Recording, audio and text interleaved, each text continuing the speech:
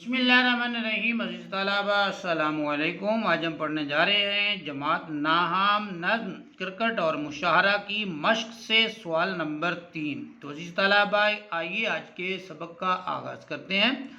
عزیز طلبہ درج ذیل الفاظ کے جملوں میں اس طرح استعمال کریں۔ اب جو ہے الفاظ کو کا لفظ یہاں پہ آپ جو ہے وہ لکھ لیجئے، کے نہیں آنا کو آنا ہے۔ درج ذیل الفاظ کو جملوں میں اس طرح استعمال کریں کہ ان کی تذکیر و تانیث واضح ہو جائے۔ تذکیر مذکر کو کہتے ہیں عزیز طلبہ، اور تانیث کہتے ہیں مؤنث کو۔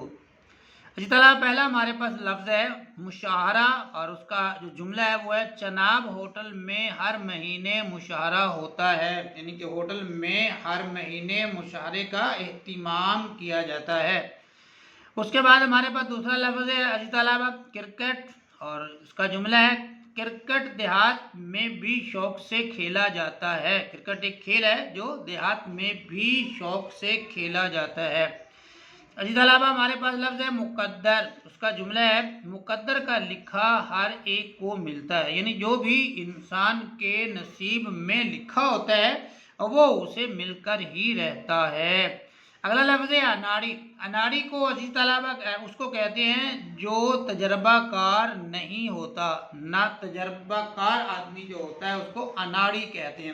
کسی کام میں اس کا کوئی تجربہ نہ ہو تو اس کے لیے اناڑی کا لفظ استعمال کرتے ہیں۔ تو اناڑی کا لفظ ہے اور اس کا جملہ ہے اسلم کا اناڑی پن اسے لے ڈوبے گا۔ جی طلبہ اس کے بعد ہمارے پاس لفظ ہے متشاعر۔ متشاعر کے معنی میں نے آپ کو بتایا تھے بناوٹی شاعر، جو اصل میں شاعر ہوتا نہیں ہے بلکہ وہ شاعر بنا ہوا ہوتا ہے، اس نے شاعر کا لبادہ اوڑھا ہوتا ہے۔ متشاعر اس کے لیے لفظ استعمال ہوتا ہے۔ تو اس متشاعر کا جملہ ہے متشاعر محفل میں اذیت کا سبب بنتا ہے، کیونکہ اس کے کلام میں کوئی جو ہے نہ وزن ہوتا ہے، نہ اس کے کلام کے اندر معنویت ہوتی ہے، اور نہ ہی اس کا کلام سن کے لوگ ہنس اٹھاتے ہیں، تو اس لیے متشاعر محفل میں اذیت کا سبب بنتا ہے۔ اس کے بعد ہمارے پاس لفظ ہے میچ۔ تو میچ کا جملہ ہے آج کبڈی کا میچ کھیلا جائے گا۔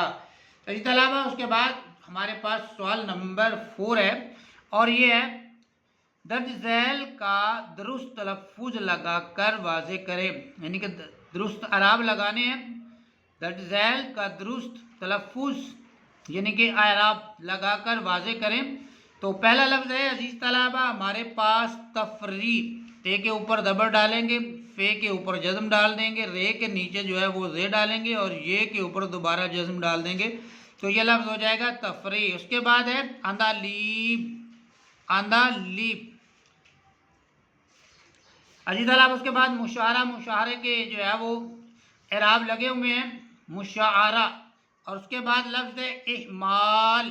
احمال جو ہے، اور اس کے بعد آخر میں لفظ ہے بد نصیب۔ بے کے اوپر زبر اور دال کے اوپر جزم ہوگی، اور نون کے اوپر زبر اور جو سواد ہے اس کے نیچے ہم زیر لکھیں گے، تو لفظ ہو جائے گا بد نصیب۔ اس کے اعراب جو ہے وہ لگ جائیں گے۔ اچھا طلبہ یہ تھا ہمارا آج کا سبق۔ امید ہے آپ کو آج کا سبق پسند آیا ہوگا، سمجھ بھی آیا ہوگا۔ کمنٹس میں اپنی رائے کا اظہار ضرور کیجیے گا۔ ویڈیو اچھی لگی ہو تو پیج کو فالو، ویڈیو کو لائک کیجیے گا۔ اپنا بہت سا خیال رکھیے۔ مجھے دیجیے اجازت۔ اللہ حافظ۔